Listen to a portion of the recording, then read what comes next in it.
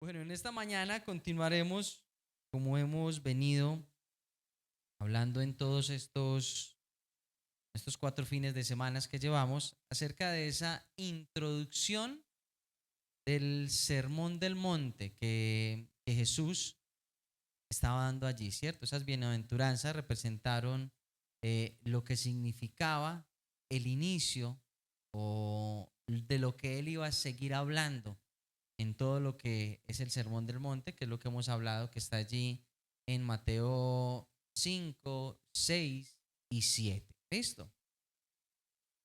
Y el tema de hoy lo he denominado, lo he llamado justicia, una adecuada relación, ¿cierto? Cuando hablamos de justicia, ¿cómo definirían ustedes la palabra justicia? ¿Qué significa para ustedes justicia? Ustedes escuchan que dicen justicia y ¿qué se les imaginan? ¿Qué se les viene a la mente, al corazón o al conocimiento? ¿Qué se les viene con ese de justicia? Justicia es hacer las cosas justamente, nos dicen por aquí. Zaira, hacer las cosas bien, darle a cada cual lo que se merece. Es una petición cuando pedimos justicia, ¿cierto? Bueno, pues como Jesús siempre nos tiene acostumbrados y nos tiene acostumbrados en cada una de las enseñanzas de Él a través de su vida pública, pues creo que hoy también nos va a dejar de la misma manera cuando veamos cuál es el concepto de justicia que se empleaba allí o al que Él estaba haciendo referencia, ¿cierto? Entonces el versículo base seguirá siendo el mismo, Mateo 5:6, que dice, afortunados los que tienen hambre y sed de justicia, porque quedarán completamente satisfechos o saciados, dicen en otras versiones. Mi pregunta es, si nuestra justicia, o sea, mi justicia humana es tan limitada y tan sesgada, porque mi justicia va a estar alimentada por mis emociones, por mis sentimientos, por si me cae bien o no una persona y eso me ayuda a no juzgar bien.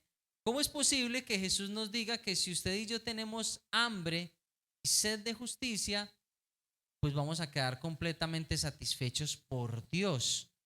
Cuando hemos escuchado en otras ocasiones que lo que tiene que ver con justicia y con venganza le corresponde a Dios. Eso sería una pregunta que debería estar embargándonos durante esta mañana. Entonces vamos a ver qué es lo que significa y a qué es lo que está haciendo referencia, porque cuando empezamos a mirar en las escrituras, encontraremos constantemente esa palabra, justicia. Sin embargo, no es de la misma justicia de las que se habla en los diferentes momentos. Por leerles algunos, Isaías 51:1 dice, escúchenme ustedes los que se esfuerzan por actuar con justicia, los que buscan al Señor. Aquí ya me empiezan a mezclar justicia con términos de buscar a Dios. Salmo 119 nos dice, deseo de todo corazón obedecer siempre tus órdenes o tus juicios, dice en otra versión. El mismo salmista decía, en cambio, el Señor es justo y ama la justicia. Entonces aquí ya nos habla de dos conceptos. Nos habla de un concepto de que Dios es justo, pero que Dios ama la justicia. Y si seguimos de esa misma manera, en Proverbios encontraremos cuando dice, el camino de la justicia lleva a la vida. En ese camino no se encuentra la muerte. Y así nos podríamos quedar aquí leyendo muchos versículos que nos hablan acerca de la justicia. Aquí yo simplemente les mencioné algunos. Entonces, haciendo referencia, vamos a ver algo y vamos a definir la justicia. ¿Qué quiere decir justicia? Es muy similar a lo que nos decían ahorita y justicia es el principio moral. Recordemos que la moral es hacer las cosas de una manera adecuada, ¿cierto? Esa es la moral. Principio moral que inclina a obrar y a juzgar respetando la verdad y dando a cada uno lo que le corresponde, ¿cierto? Eso es que justicia. Es algo que demandamos, es algo que escuchamos en noticias y decimos, necesitamos que se haga justicia. Pero la verdad es que la justicia del ser humano nunca será suficiente. Pero ¿qué tal si nos devolvemos otra vez a esa parte ahorita que dice, si usted tiene hambre y sed de justicia, será saciado por Dios? ¿Será que entonces esa hambre y sed de justicia es que usted y yo nos sentemos frente al televisor y cuando salen las noticias todos digamos, Señor, que cada uno reciba lo que merece? ¿Será que esa es la que nos está diciendo Dios, nos está enseñando Jesús cuando nos dice, tengan hambre y sed de justicia y serán saciados por parte de Dios? Es necesario entonces reconocer o recordar aquí, Lamentaciones 1:18 dice, el Señor es justo al castigarme porque lo he desobedecido. Escuchen todos en la tierra y vean mi dolor. Mis hombres y mis mujeres jóvenes han sido llevados prisioneros. Profeta Jeremías, en la etapa que estaba en el exilio, profetizando el exilio para el pueblo de Israel, pues surge este libro que conocemos como Lamentaciones y empieza enmarcando algo, dice, el Señor es justo al castigarme porque lo he desobedecido. No me vayan a malinterpretar con esto que voy a decir, pero muchas veces Dios no es justo con nosotros. ¿Por qué? Que no nos paga como nosotros merecemos. Muchas veces Dios es más misericordioso con nosotros porque nos da y nos paga lo que no merecemos, ¿vale? Y en otras ocasiones tiene que ser justo y fiel porque tiene que corresponder a lo que es, como aquí el profeta Jeremías lo estaba expresando. Entonces esta parte de la justicia tiene que ver con la que hablábamos ahorita, ¿cierto? Cada quien reciba lo que merece. Y hay un concepto que a veces se puede mezclar y es que justificación, porque suena parecido, justicia, justificación, justo, son como palabras que empiezan todas por la J, siguen con la U y son más o menos iguales, ¿cierto? Pero es muy diferente, porque la justificación es el acto judicial de Dios por medio del cual, basado en la obra meritoria de Cristo, imputada al pecador y recibida por fe, Dios declara, ojo a esto lo que dice aquí, Dios declara al pecador absuelto de pecado, liberado de su pena y restaurado como justo. Justificación, ¿qué es lo que quiere decir entonces? Usted y yo merecíamos una pena por nuestro pecado. Eso era lo que merecíamos. Pero surgió alguien que dijo, no, yo pago por esa persona, ¿cierto?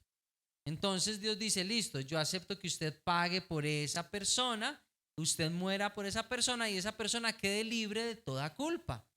Ya no haya nada en contra de ella. Y eso fue lo que hizo Jesús con cada uno de nosotros. Una vez más en lo que muestra cómo Dios allí nos justifica, pero no actuó con justicia, sino con ¿qué? Con misericordia. Entonces se nos sigue enredando cada vez más la pita en este proceso, ¿cierto? Ya van varias palabras y cada vez más se nos empieza a complicar como a veces suelo decir, se nos empieza a complicar este bololoy. Segunda de Corintios 5:21, respaldando esto, dice, aunque Cristo no tenía ningún pecado, Dios lo hizo cargar con los nuestros, para que por medio de él, o sea, de Jesús, fuéramos la evidencia de que Dios está dispuesto a dar su aprobación a los seres humanos. Así que cuando empezamos a comparar nuestra justicia con la justicia de Dios, realmente nos lleva a una diferencia abismal y nunca la lograremos tener. Pero a mí me sigue cuestionando lo mismo y yo espero que usted en este momento se esté preguntando lo mismo. Entonces, ¿por qué Jesús me manda a decir que yo debo de tener hambre y sed de justicia? Más que debo es que yo soy un afortunado, yo soy un bendecido donde yo tenga hambre y sed de justicia. Pero esa justicia que me está hablando allí no es la justicia de que paguen los malos, que se acaben los malos, que debería de ser un buen deseo de parte de nosotros, anhelando que Dios venga con su justicia y haga y proceda de la manera adecuada. Pero ¿será que es que Dios me está entregando un pedacito de Él entonces? ¿Será que entonces Dios me está entregando un pedacito y me está diciendo, tú tienes la capacidad para juzgar? Vamos a ver entonces de qué justicia nos está hablando Mateo 5, 6. Mateo 5, 6 nos habla de la justicia que se menciona allí. Nos dice lo siguiente: es una recta relación tanto con Dios como también con el prójimo. Dios siempre actúa en justicia, no el ser humano, ¿listo? Dios siempre actúa en justicia. Esto es, Él siempre tiene una relación adecuada con la gente y su acción es mantener esa relación. Ante esta descripción de justicia, que es de la que está haciendo referencia el Señor Jesús, ya sí nos cuadra el asunto. Porque entonces Jesús dice: bienaventurados los que tienen hambre y sed, o afortunados los que tienen hambre y sed de tener una recta relación con Dios y con el prójimo. Esa justicia que nos habla allí es esa justicia con ese anhelo de yo poder buscar de Dios y tener una recta relación con Dios. Ese es el anhelo de Dios con nosotros. Por eso lo leíamos ahorita en 2 Corintios 5:21. ¿Cuál era el anhelo de Dios? Poder aceptar a toda la humanidad, que todos los seres humanos pudiéramos acercarnos a Él. Ahorita en el tiempo inicial cantábamos la canción cuando le decíamos gracias. Gracias, Señor, porque decíamos: por tu sangre tengo entrada ante el trono celestial. Dios allí actuó de manera, ojo este juego de palabras, no me duerman, pilas con este juego de palabras. Dios actuó de una manera misericordiosa, justificando nuestras vidas para que tú pudiéramos vivir con Dios. ¿En qué? En justicia, o sea, en una recta relación con Dios, como también ¿con quién? Con el prójimo. El problema es que a veces queremos justicia con el prójimo, pero no este tipo de justicia, sino que al prójimo, de ser necesario, pues que le arranquen la cabeza a ese prójimo, porque no voy bien con ese prójimo, ¿cierto? Y ya cada vez más va tomando más que validez, es que va cobrando sentido cuando Jesús, que ahorita lo miraremos, allí mismo en Mateo 6:33, Él dice: mas buscad primeramente el reino de Dios, ¿y qué? Y su justicia. En ocasiones decía, bueno, pero ¿qué es el reino de Dios y su justicia? Bueno, el reino de Dios es que Dios reine, y su justicia que Él actúe de una manera justa. Lo que allí nos está invitando Mateo 6:33 es esto: buscar que Dios gobierne y buscar ¿qué? Una recta relación con Dios, con el prójimo. Y eso era una idea revolucionaria como Jesús la planteaba allí. Eso era una idea que a muchos de los que estaban allí, como a muchos de los que estamos hoy, no nos cuadra, porque a veces el prójimo nos estorba. ¿Qué quiero decir que a veces nos estorba? A veces el prójimo nos molesta. Puede ser que nos moleste justa causa, puede ser que nos moleste sin justa causa, pero si recordamos, lo que hablábamos hace 8 días respecto de la humildad, es un concepto que se tiene que vivir para que usted y yo podamos estar en una relación tanto con Dios como con el prójimo. Si hacemos un recorderis de lo que han sido estas bienaventuranzas, recordemos que la primera hablábamos acerca de ¿qué? Afortunados los que pobres de espíritu. Muy bien. Y eso hacía referencia ¿a qué? A una necesidad espiritual que yo tengo. Después decíamos porque decía que de esos pobres de espíritus era el reino de Dios. Después decía que afortunados los que ¿qué? Los que lloran. Muy bien. Porque esos que lloran recibirán ¿qué? Consuelo, consolación de parte de ¿quién? De Dios. El fin de semana pasada hablábamos que afortunados los que, los humildes o los mansos. Y en medio de eso hablábamos que esa mansedumbre es ese sometimiento a Dios, a lo que Dios quiere que yo haga. Y cuando yo soy manso y humilde con Dios, no es difícil tener una recta relación con Dios y con el prójimo. ¿Por qué? Porque yo me dejo direccionar con Dios. Pero cuando no soy humilde, lo que sucede en mi vida es muy sencillo. ¿Qué es? No tengo modo de tener hambre y sed de justicia, porque no tengo modo de tener una relación recta con Dios, directa con Él y con los demás. El ser humano, nosotros, por naturaleza, ¿somos qué? Somos llevados de nuestro parecer. En muchos sentidos, a veces en cosas sencillas y a veces en cosas muy complejas. En ocasiones el ser humano piensa que como que todo se debe a él y por momentos nos creemos como el sol, que todo gira alrededor nuestro, cuando realmente tenemos que tener en cuenta que somos como la tierra. ¿Giramos alrededor de quién? Del sol. Nosotros giramos alrededor de quién? De Dios. No Dios gira alrededor nuestro. Y es en este punto donde nosotros tenemos que esforzarnos por tener esa hambre y sed de justicia. Pero quisiera que pudiéramos ver allí mismo en Mateo cómo podemos ejercitar esa hambre y esa sed de justicia. Así que quiero invitarles que en sus Biblias vamos a Mateo 5, que allí vamos a estar en el resto de este tiempo. Mateo 5.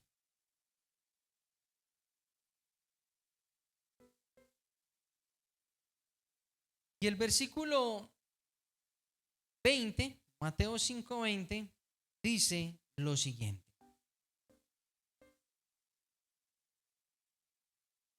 Perdón que ya, se me había perdido el número.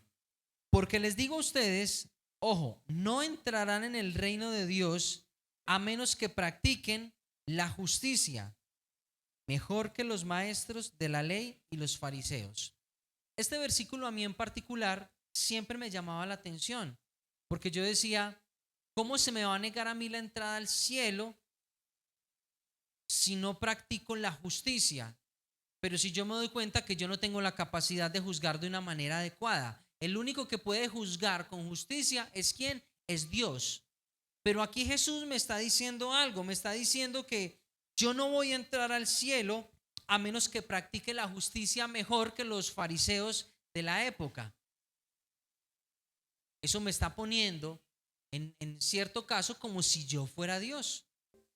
Yo no soy Dios, ninguno de nosotros somos Dios. Pero la justicia de la que Jesús está hablando es la justicia que viene enlazando hace un momento, que tiene que ver con tener una relación recta con Dios y ¿con quién? Y con el prójimo. Y era algo que lastimosamente los maestros de la ley de la época no la tenían. De hecho, Jesús en una ocasión, de una manera muy fuerte, les dice que sepulcros blanqueados. ¿Qué les dice? Ustedes por fuera se ven muy bien, pero ustedes por dentro apestan. Y eso es lo que Jesús está diciendo allí. Jesús en ese momento estaba hablando ¿con quién? Con sus discípulos, que eran más de 70, que fue los que le envió de dos en dos, pero también estaban allí ¿quiénes? Los 12, los apóstoles, esa célula que él tenía. Pero luego obviamente la gente se le fue ¿qué? Se le fue llegando, se fue acercando a sus enseñanzas. Y Jesús les dijo, vean, para que ustedes puedan entrar al reino de Dios, ustedes como mínimo tienen que practicar la justicia mejor que lo que le hacen esos líderes espirituales que allí hay. Lo que allí Jesús está diciendo es, yo tengo que practicar la justicia, o sea, la búsqueda de Dios. Yo tengo que ser fiel con Dios. Y al ser fiel con Dios y tener esa hambre y sed de justicia y practicarla, mis procesos personales van a empezar a ser ¿qué? Mejorados poco a poco. Y de ahí es de lo que hemos hablado tanto respecto de mi pecado. El pecado siempre estará rodeando mi vida, pero yo en la medida que busco de Dios, ese pecado va siendo ¿qué? Machacado. Como decía también en otras ocasiones, que al menos usted y yo, esto que voy a decir no es para justificar el pecado, pero que al menos usted y yo no nos sigamos tropezando con la misma piedra. Entonces, si usted y yo estamos trabajando en la mentira, hombre, que ya no sigamos cayendo en la mentira, que al menos se note ese cambio en medio de nosotros. No queriendo decir con esto entonces que cambio la mentira por las maldiciones, o sea, por decir malas palabras. Súper, ya no miento, pero ya hago esta otra. No, no es cambiar lo uno por lo otro. Pero hay unos pecados que para cada uno de nosotros son más fuertes. Y esos pecados son los que tenemos que ir trabajando con Dios en la medida que yo tenga una relación recta con Él. Y al tener esa relación recta con Él, de una vez voy a tener una relación recta ¿con quién? Con el prójimo. ¿Qué más nos decía Jesús? Mateo 5, el versículo 43 y 44. Y este sí que era un versículo con el que Jesús quería volarles la cabeza, porque era un concepto válido para la época y que se había enseñado, sus antepasados lo habían enseñado, lo habían validado y era permitido. Allí en sus Biblias dice: ustedes también han oído que se dijo, ama a tus semejantes, pero ¿qué? Odia a tus enemigos. Pero yo les digo que amen a sus enemigos y pidan en sus oraciones por los que los persiguen. ¿Y por qué era un concepto revolucionario? Porque Jesús dijo: a ustedes les han enseñado, en esa época era válida ¿qué? La ley del talión. ¿Cuál es? Ojo por ojo y diente por diente. Eso era permitido. Pero Jesús les dice acá: no, ya no va a seguir siendo así. Amen a sus enemigos. Ojo, Jesús no está diciendo que sus enemigos sean sus mejores amigos, porque algunos pueden decir: pero es que yo con esa persona no puedo. No, Jesús no está diciendo: invita a tu enemigo a comer a tu casa y deja que haga lo que quiera. No, Jesús lo que está diciendo es: no permitas que el odio se albergue en tu corazón contra tu enemigo. Por el contrario, ama a tu enemigo. Y en ese proceso de amar al enemigo, dice: ¿y sabe qué? Inclúyalo también en sus oraciones, a sus enemigos o al que lo persigue. Que no incluyamos en mis oraciones al enemigo diciendo: Señor, gracias por este enemigo. Se vaya este sinvergüenza. No lo quiero volver a ver. Que lo echen de ser posible. Señor, amén. Ya cumplí con mi oración. ¿Listo? Esa no es la oración que Jesús nos está invitando a hacer allí. De ser necesario, tenemos que bendecir al enemigo. Señor, bendícelo. Señor, que te conozca a ti, para que la verdad que yo conocí en algún momento, esa persona también la conozca. Pero no quiere decir que tú tengas que ser el mejor amigo de tu enemigo. Jesús está diciendo es: ámelo, que no haya odio en su corazón por ese enemigo. ¿Y eso tiene que ver con qué? Con obedecer. Encontramos en Mateo 6:1 cuando dice: cuidado con lo que hacen. No hagan algo bueno ante la gente solo para que los demás los vean, pues así no recibirán ninguna recompensa de su Padre que está en el cielo. Algo que es necesario cuando tú y yo estemos en este proceso de tener hambre y sed de justicia, se hace hambre por tener esa buena relación con Dios y con los demás, tenemos que ser prudentes. ¿A qué me refiero prudente? Y es: yo no tengo que ser como las gallinas. Ustedes no ven que las gallinas ponen un huevo y ¿sí o qué? Por eso le dicen a uno: usted pone una gallina, hace una cosa y va y hace bulla. Y eso hace una gallina. Pone un huevo y va y hace bulla. Hace la propaganda, ¿cierto? Lo que Jesús aquí nos está diciendo es lo siguiente: vea, lo que usted haga, ese calladito. Si usted está haciendo esto, está siendo fiel, perdón, y obedeciéndome a mí, sea prudente y coma callado. Eso que quede nada más para usted. Nadie tiene por qué saber. Vea, usted ve esa que viene allá, me caía al hígado, era horrible, pero ya me cae bien. No, eso no hay que hacerlo. Eso ya Dios lo sabe, ¿cierto? Ni siquiera tú tienes que decirle a esa persona: mira, ¿sabes qué? Tú me caías tan mal, pero ya no te odio. Hasta luego. No, son cosas que tienen que quedar simplemente en mi corazón. Su palabra dice que en cuanto de nosotros dependa, estemos bien con todos. Que la otra persona lo siga odiando a usted, eso no es problema. Pero que usted no sienta odio contra esa persona y que seamos que prudentes, que comamos callados. Y por último, Mateo 6:33, que dice: La gente que no conoce a Dios, perdón. Así que primero busquen el reino de Dios y su justicia, y Dios les dará todo lo que necesitan. Dice que ustedes y yo tenemos que buscar el reino de Dios y su justicia. Tenemos que devolvernos a Mateo 5:6. ¿Y qué tenemos que hacer? ¿Qué tenemos que hacer? Tener hambre y sed de justicia. ¿Hambre y sed de qué? De buscar de Dios, de tener una relación recta con Él. Y la única manera en la que yo puedo tener una relación recta con Dios es orando y leyendo su palabra. No hay otra manera. No hay ninguna otra forma de hacerla. Por eso tú y yo tenemos que tener esa hambre y esa sed de hacer las cosas de una manera diferente.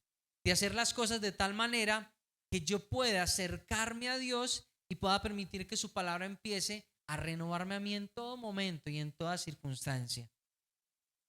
Tener hambre y sed de justicia es tener ese deseo, esa pasión, ese anhelo por acercarnos a Dios. Es ese anhelo por permitir que su palabra me llene, me limpie, haga ajustes en mi carácter. Todos los seres humanos tenemos grietas en nuestro carácter, perdón. Y fruto de esa grieta en el carácter es que el ser humano empieza a buscar diferentes vicios, diferentes pecados. Y muchas veces nuestras grietas, ahí cabe la palabra, la justificamos. O sea, le buscamos una explicación del por qué estoy actuando así. El problema es que cuando tú y yo justificamos las circunstancias, la manera de comportarme y de proceder, me estoy poniendo en una situación muy compleja porque Dios me dice, listo, está bien, yo te valgo que tú me justifiques eso. Ahora, ¿cómo me justificas que yo haya enviado a mi hijo a morir por ti? Susténtame y genérame una tesis. Y si tú me generas una tesis que me convenzas del por qué yo tuve que hacerlo y por qué él murió por ti, entonces yo te acepto lo que tú me estás diciendo. Yo te acepto, perdón, que tú me digas, es que yo hablo así, es que yo pienso así, es que esa persona lo uno, esa persona lo otro. Listo. Pero cuando tú me encuentres una explicación de yo por qué envié a mi hijo a morir por ti, yo por qué te justifiqué. Y donde Dios hiciera eso y fuéramos conscientes de eso, realmente quedaríamos sin qué, sin armas. No tenemos argumentos ante la palabra de Dios para que justifique la manera inadecuada en la que yo actúo. Pero sí encontramos en la palabra de Dios algo que justifique el por qué yo debería actuar de una manera diferente. Porque yo debería ser humilde y manso con Dios y tener, como hemos hablado hoy, esa hambre y esa sed de justicia. Esa hambre y esa sed de poder buscar de Dios y decirle, Señor, yo necesito que tú hagas un ajuste en mi vida. Mi vida está caminando bien, Señor. Mis pensamientos no van bien. Por momentos siento que voy como el cangrejo, de para atrás. Yo necesito, Señor, que, como en ocasiones hemos escuchado de personas que se acercan a Dios y dicen, Señor, si tú existes, por favor haz algo en mi vida. Que tú y yo le podamos decir, Señor, sabes que hay cosas con las que yo no soy capaz, pero realmente, Señor, si tú existes, yo necesito que hagas algo en mi carácter, mi forma de actuar, de hablar. Y eso es lo que significaría tener hambre y sed de justicia. Por eso dice la palabra, cuando tú y yo hacemos eso, vamos a tener algo. Y es que quedaremos completamente satisfechos por Dios. ¿Por qué quedaremos completamente satisfechos? Porque estamos corriendo a la fuente. No a pedir que haga justicia, a pedir que me deje tener una relación recta con Él. ¿Y con quién? Y con los demás. Quisiera invitarles que oráramos en esta mañana.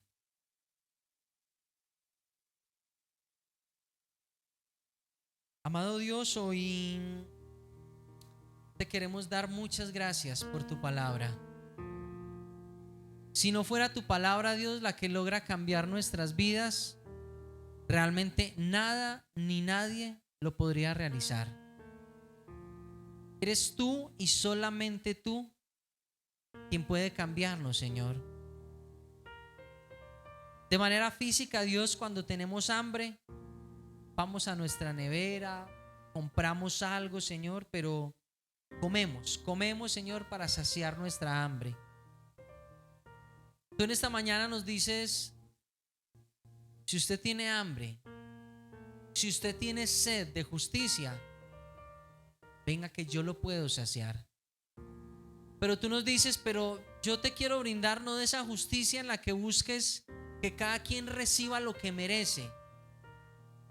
Dios en esta mañana te dice, yo quiero invitarte a que te sacies de una justicia, de una correcta relación conmigo como tu Padre Celestial. De una correcta relación con las demás personas que posiblemente no vas a sanar hasta que no tomes la decisión de acercarte a mí como tu Padre Celestial, como tu Dios, como tu Creador. Hasta que no mires a Jesucristo como aquel reconciliador, posiblemente seguirás viendo tu propia vida, propios deseos, tus propios deleites y tu propia manera de querer llevar tu vida diariamente. Señor, hoy te suplicamos que nos ayudes a vivir de una manera correcta, de una manera recta contigo, Señor, y con los demás.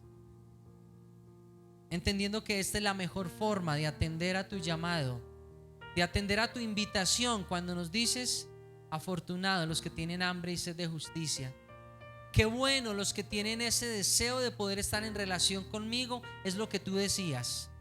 Qué bueno los que quieren tener esa relación conmigo y con las demás personas. Y cuando tengan esa hambre y esa sed, yo los saciaré.